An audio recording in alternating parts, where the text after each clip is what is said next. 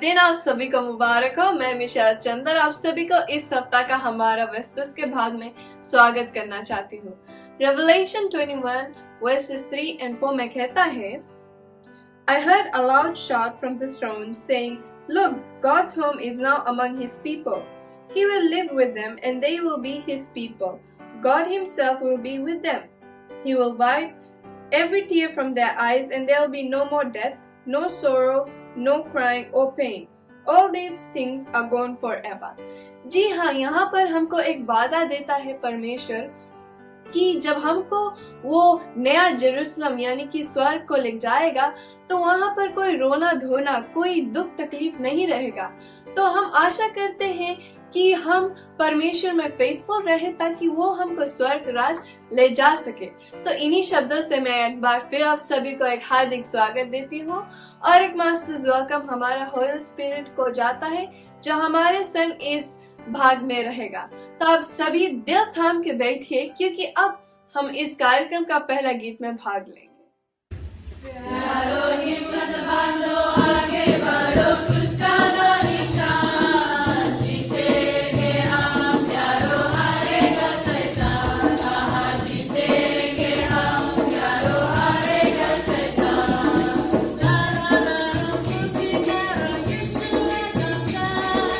दारो फुर्ती करो, यीशु है कप्तान, हिम्मत बांधो, आशा रखो, भागेगा शैतान, प्यारो हिम्मत बांधो, आगे बढ़ो, उसका लो निशान जीतेंगे हम, प्यारो हारेगा शैतान, हाँ जीतेंगे हम, प्यारो हारेगा शैतान।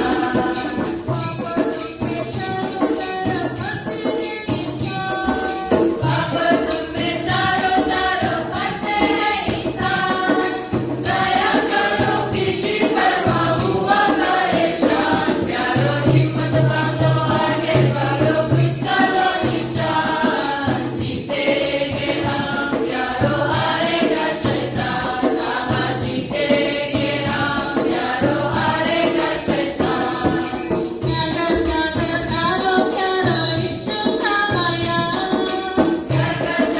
करो प्यारो यीशु का बयान, वाहे राजा मुक्ति दाता सब पर मेहरबान, प्यारो हिम्मत बांधो, आगे बढ़ो, उसका लो निशान जीतेंगे हम, प्यारो हारेगा शैतान, हाँ जीतेंगे हम, प्यारो हारेगा शैतान।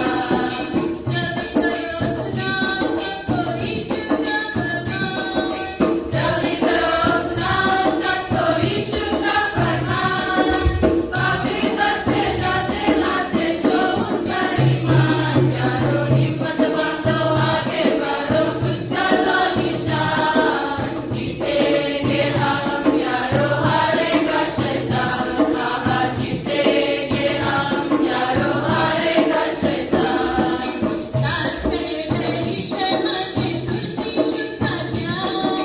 दास है परमेश्वर माते सुखी सुखा ज्ञान, लोग मसीह को माते जाते हाथ में शैतान, प्यारो हिम्मत बांधो, आगे बढ़ो, उसका लो निशान जीतेंगे हम, प्यारो हारेगा शैतान, हाँ जीतेंगे हम, प्यारो हारेगा शैतान, हाँ जीतेंगे हम, प्यारो हारेगा शैतान।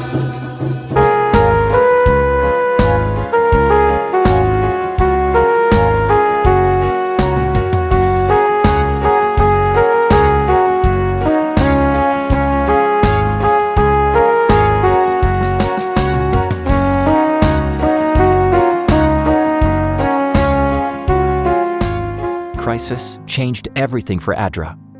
The needs had never been greater, but lockdowns, travel restrictions, remote work, and every new uncertainty brought on by the pandemic required new ways of thinking and new ways to meet these unprecedented humanitarian challenges. ADRA quickly launched a COVID-19 task force with members from around the world so that the agency could address the reality of a global crisis with the power of a global response.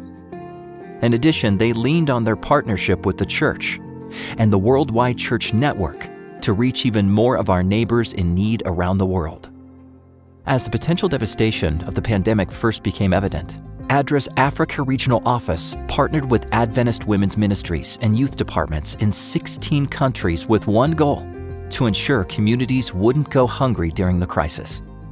ADRA's expertise and the church's resources came together to train women and young people to plant sustainable household and community gardens. In turn, these volunteers would train others in their communities, as well as provide seeds and gardening tools, and spread awareness about preventing COVID-19 and disaster risk reduction. In Uganda, people excitedly reported that they not only had enough food for their families, but also enough to share with their neighbors, as well as sell additional produce for income.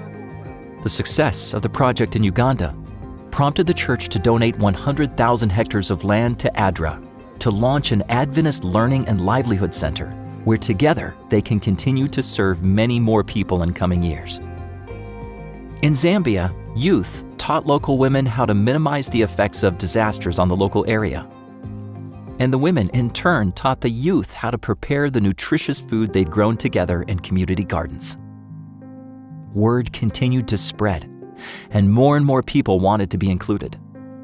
The goal of training hundreds of people was quickly surpassed, and now thousands have food security. ADRA served close to 20 million people in 96 countries in the first year of the pandemic alone. And now they are working with communities on the next steps to recovery. All over the world, people are gaining awareness and access regarding the COVID-19 vaccines, as well as critical tools, training, and resources to feed their families and build sustainable livelihoods. When India and several neighboring countries in South Asia were hit by a massive surge in COVID-19 cases, ADRA partnered with Seventh-day Adventist medical facilities across the region. In addition to supplying personal protective equipment and other critical resources to hospitals and clinics, one overwhelming need was oxygen. ADRA provided oxygen supplies, including an oxygen generator plant, or OGP, to Metis Adventist Hospital.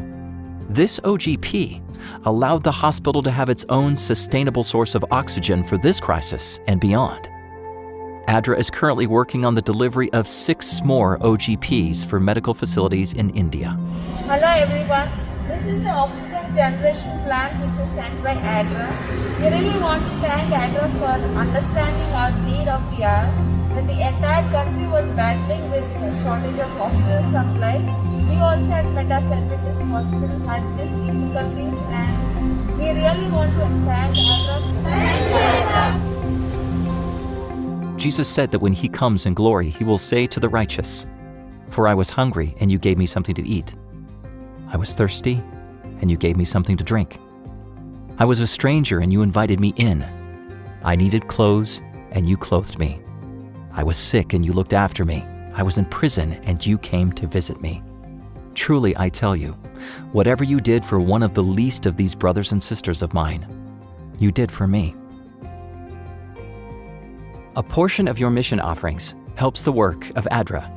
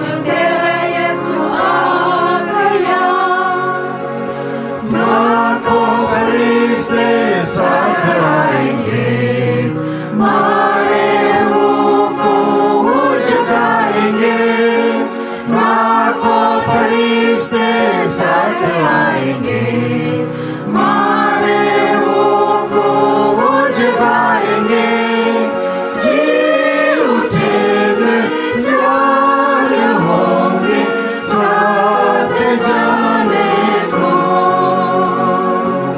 ताज पहने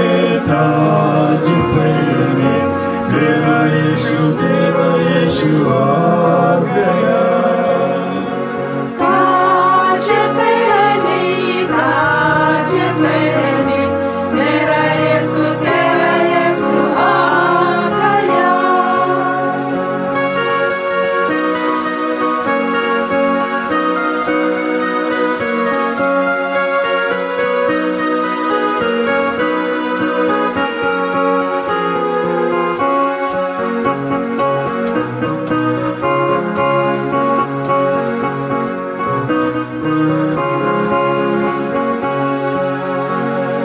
दुख और मातम फिर न होंगे, यीशु के संग हम रहेंगे। दुख और मातम फिर न होंगे, यीशु के संग हम रहेंगे। खुश रहेंगे, ना मरेंगे, जीवन पाएंगे। ताज पहने मेरा यीशु आ गया। ताज पहने मेरा यीशु तेरा यीशु आ गया। मेरा यीशु तेरा यीशु आ गया।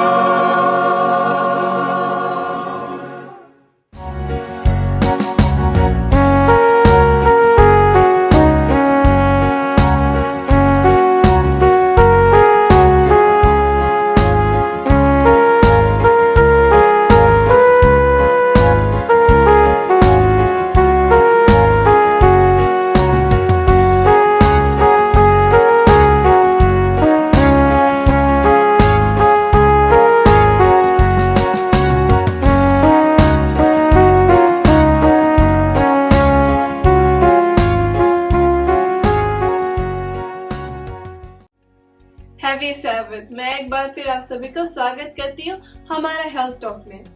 आज हमारा हेल्थ टॉक कुछ ऐसा हमारा हेल्थ के विषय में रहेगा जो कई लोग को अफेक्ट करता है।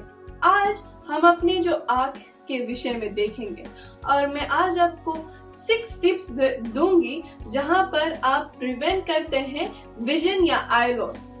तो आज हमारा सोर्स है dreyhealth.com, क्योंकि इस जो जनरेशन है, जो यंगस्टर्स हम देख सकते हैं, वो बहुत कम एज पर अपना विजन लूज कर देते हैं और धुंधला सा दिखाते हैं। तो आज मैं आपको बतला दूंगी कि 6 ways आप नेचुरली अपना विजन को अच्छा रख सकते हैं। पहला, लोअर योर कोलेस्ट्रॉल। जी हाँ, सैचुरेटेड फैट्स जो हम देखते हैं उनको हमारा जो सेहत में बहुत ज्यादा हानि पहुंचाता है, क्योंकि जो सैचुरेटेड फैट्स है वो हमारे लिए बिल्कुल अच्छा नहीं है।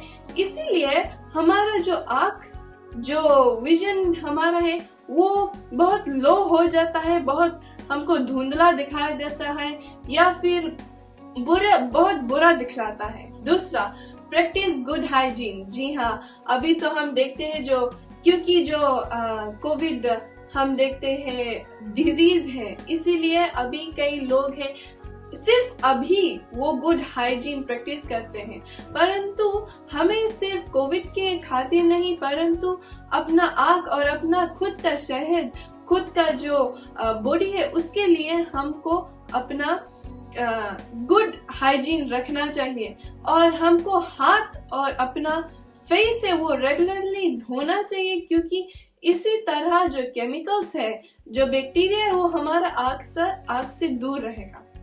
पॉइंट नंबर 3, ईट मोर एंटीऑक्सीडेंट्स। जी हाँ, एंटीऑक्सीडेंट्स यानी कि जो फ्रूट्स है, जो वेजिटेबल्स है, बेरीज है, या जो लीफी ग्रीन्स जो यहाँ पर हम देखते हैं जो भाजी खाते हैं, और कैरेट्स बहुत इम्पोर्टेंट है अगर हम अपना विजन को मेंटेन करना चाहते हैं। चौथा, get enough sleep.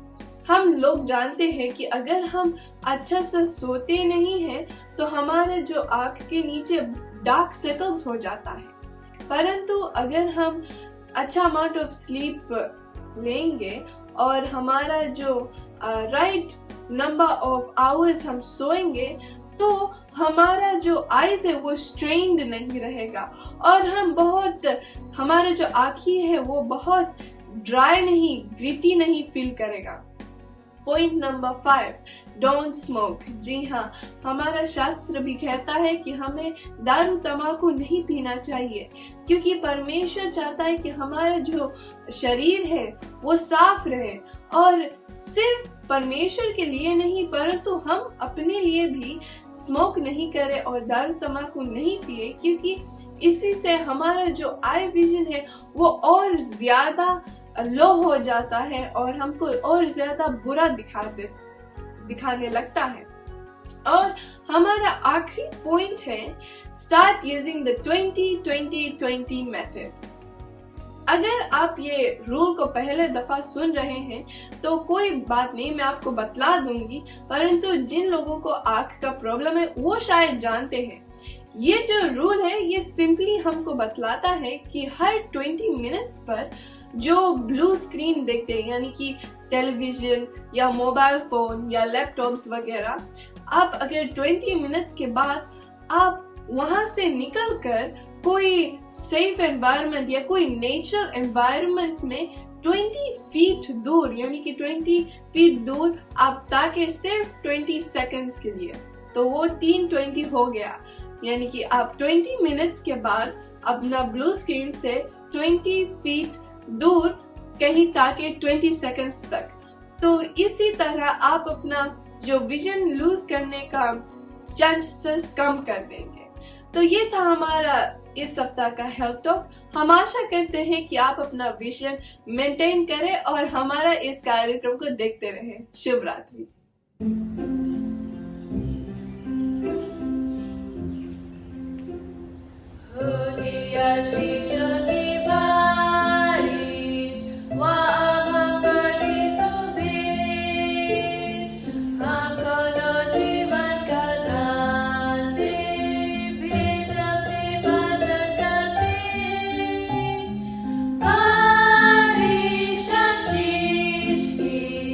Barisha Shishki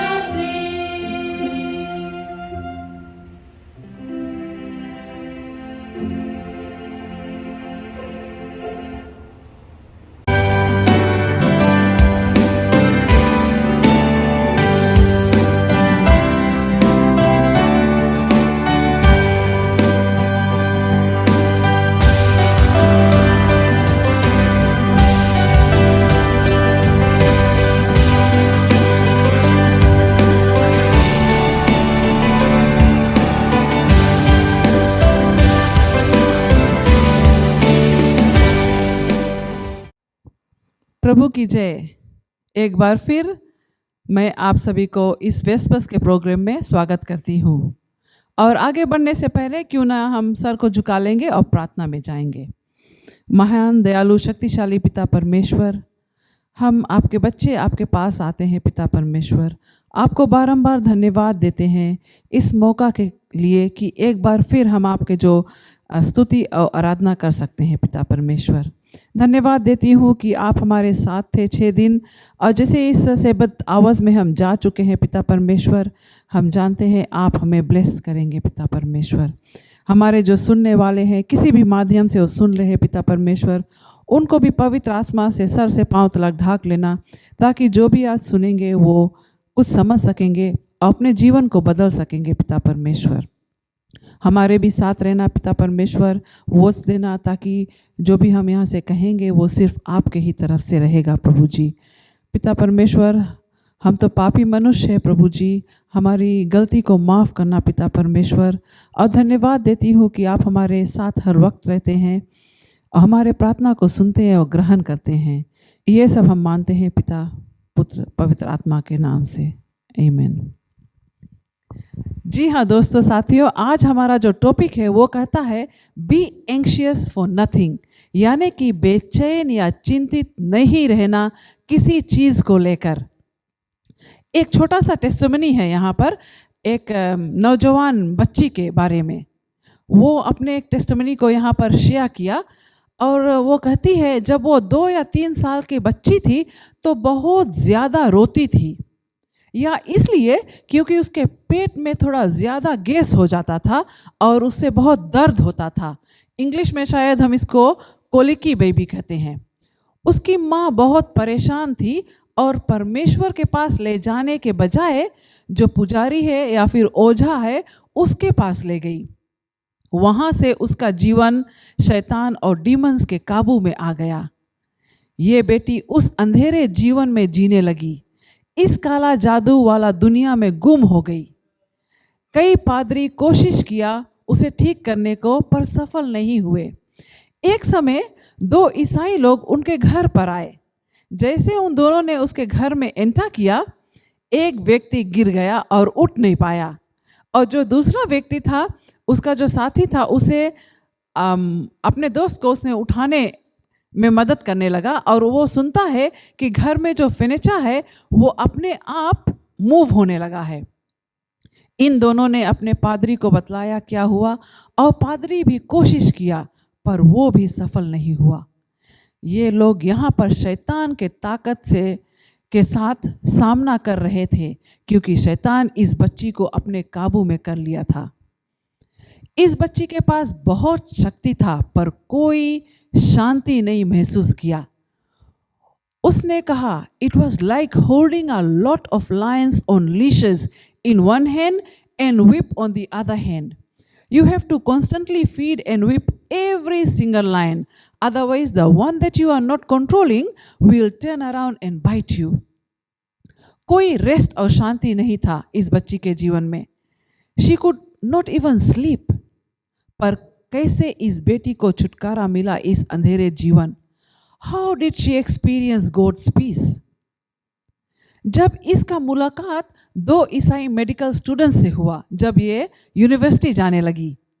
These 2 medical students were fully devoted to Jesus Christ. Thus, when this girl was with them, no demons attacked her. इन दोनों स्टूडेंट्स को परमेश्वर ने इस बेटी से मिलवाया था शायद, या बेटी एक पर्सनल रिलेशनशिप बना ली यीशु मसीह के साथ अपने दोनों दोस्त के प्रार्थना के कारण से। और धीरे से उसने मसीह को अपना लिया जब वह रियलाइज कर ली परमेश्वर बहुत ताकतवर है शैतान के आगे। दोस्तों, इस परेशान दुनिया के बीच में परमेश्वर चाहता है कि हम और आप शांति महसूस कर सके। क्या आपको शांति की ज़रूरत है इस समय? परमेश्वर चाहता है कि हम उससे एक रिश्ता जोड़ें ताकि हमें इस दुनिया में शांति मिल सके।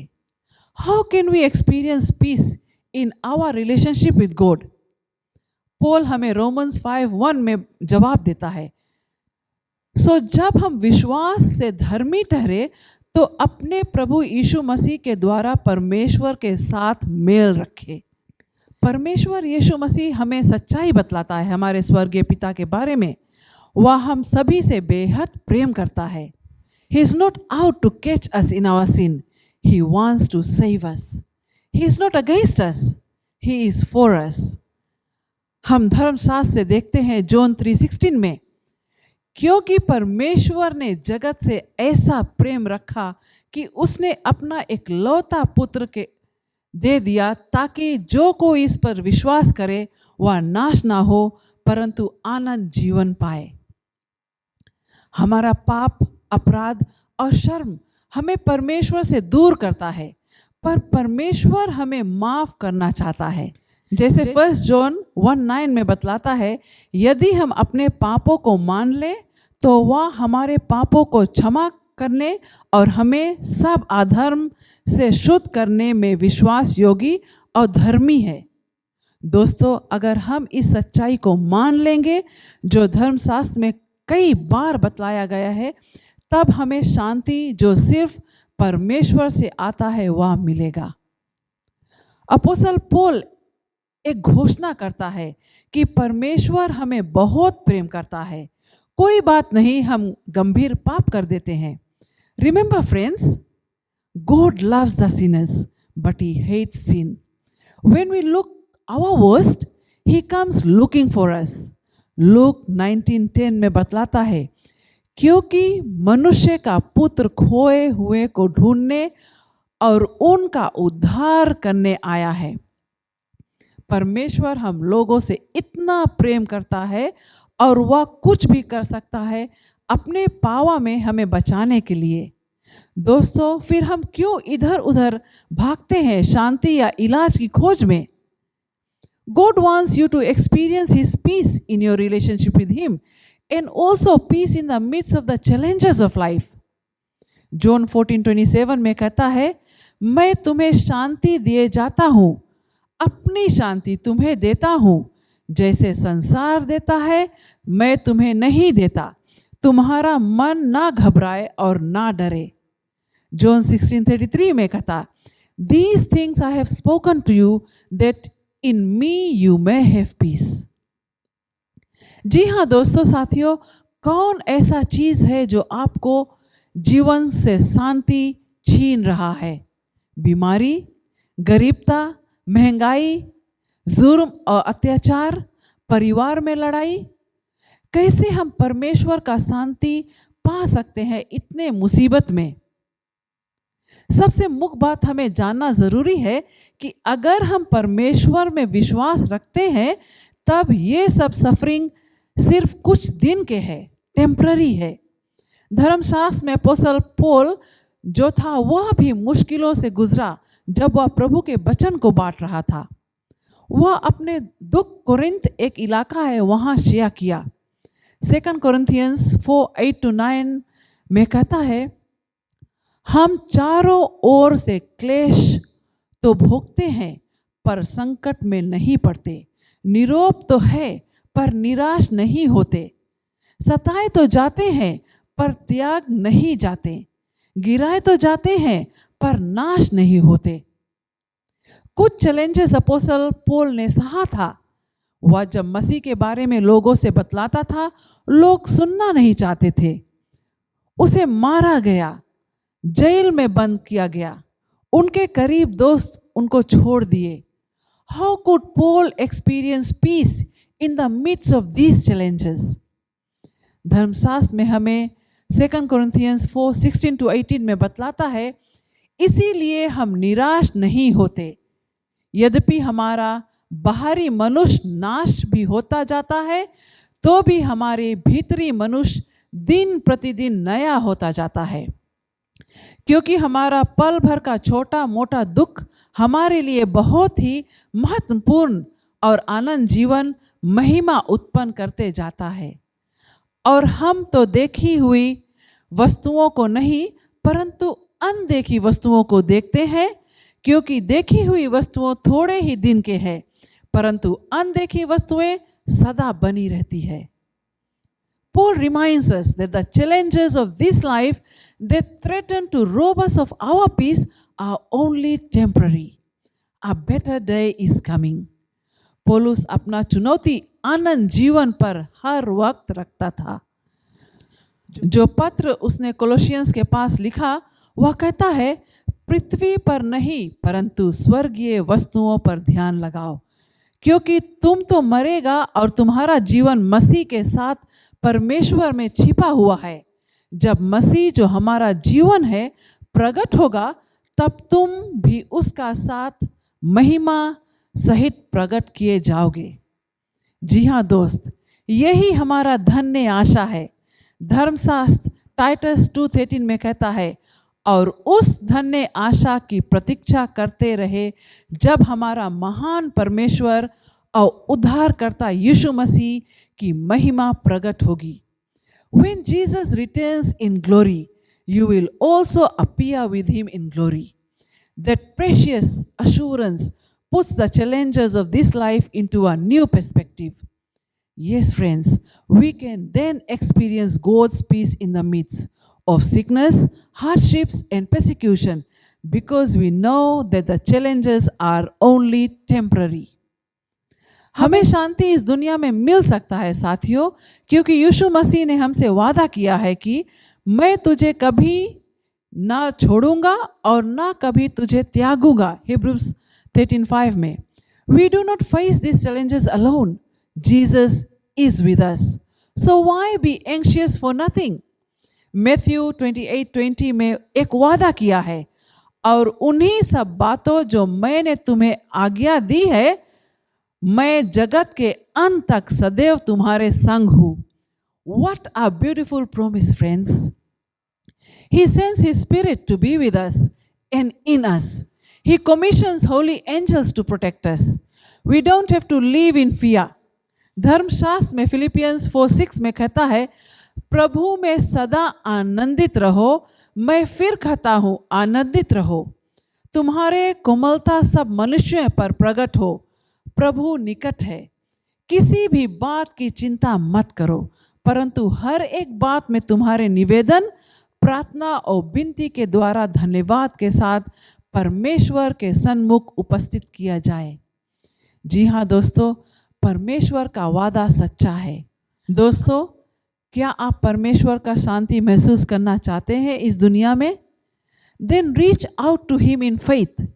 लूक 21:26 में कहता है, लोग डर और संसार पर आने वाली विपत्तियों का डर से मूर्छित हो जाएंगे, क्योंकि स्वर्गीय शक्तियां हिलाए जाएंगे।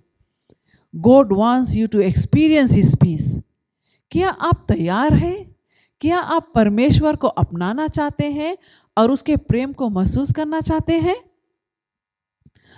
अगर आज आप बोझ से दबे हुए हैं, बीमारी से लाचार है, किसी तरह से शांति नहीं मिल रहा है, मन बहुत व्याकुल है, तो मैं आपसे निवेदन करती हूँ कि आप जहाँ से इस प्रोग्राम सुन रहे हैं या देख रहे हैं, अपने आँख बंद कर लीजिएगा, परमेश्वर में विश्वास कीजिएगा और हम एक प्रार्थना में जाएंगे। हम सब आँख बंद कर लेंगे। महान दयालु पिता परमेश्वर, प्रभु जी, एक बार फिर हम आपके पास आते हैं। पिता परमेश्वर, धन्यवाद देते हैं पिता परमेश्वर कि आप हमें सदैव याद दिलाते हैं कि आप हमसे बहुत प्रेम करते हैं, कभी हमें छोड़ते नहीं हैं। पिता परमेश्वर, हर वक्त अपना जो हाथ है वो फैलाकर हम पापियों को अगोर में हैं। पिता परमेश्वर, इसके लिए बहुत धन्यवाद है प्रभु जी। और जैसे आज हम यहाँ से सुने हैं कि आपका जो प्रेम है वो बहुत भारी है, शैतान के आगे आपका प्रेम बेहद है। पिता परमेश्वर, जो लोग इस प्रोग्राम को आज सुने हैं पिता परमेश्वर, अपने घर पे या जहाँ पर से पिता परमेश्वर, आप जानते हैं उनके दिलों के हाल। प्रभु जी, दुख में होंगे, बीमारी से लाचार होंगे, परिवार में कुछ झंझट होगा पिता परमेश्वर, महंगाई से गुजर रहे होंगे पिता परमेश्वर।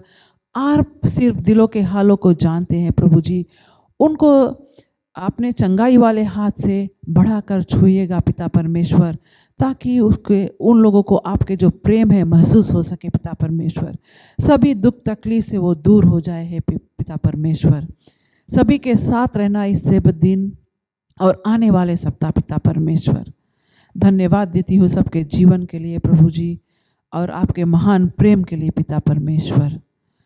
हमारी भूल चूक को माफ़ करना प्रभु जी, और हमारे जो प्रार्थना सुनने और ग्रहण करने के लिए धन्यवाद है प्रभु जी। और ये सब प्रार्थना हम प्रभु यीशु के नाम से मानते हैं, आमीन। तू है सारे जगत का मसीह, जय जय प्रभु यीशु मसीह।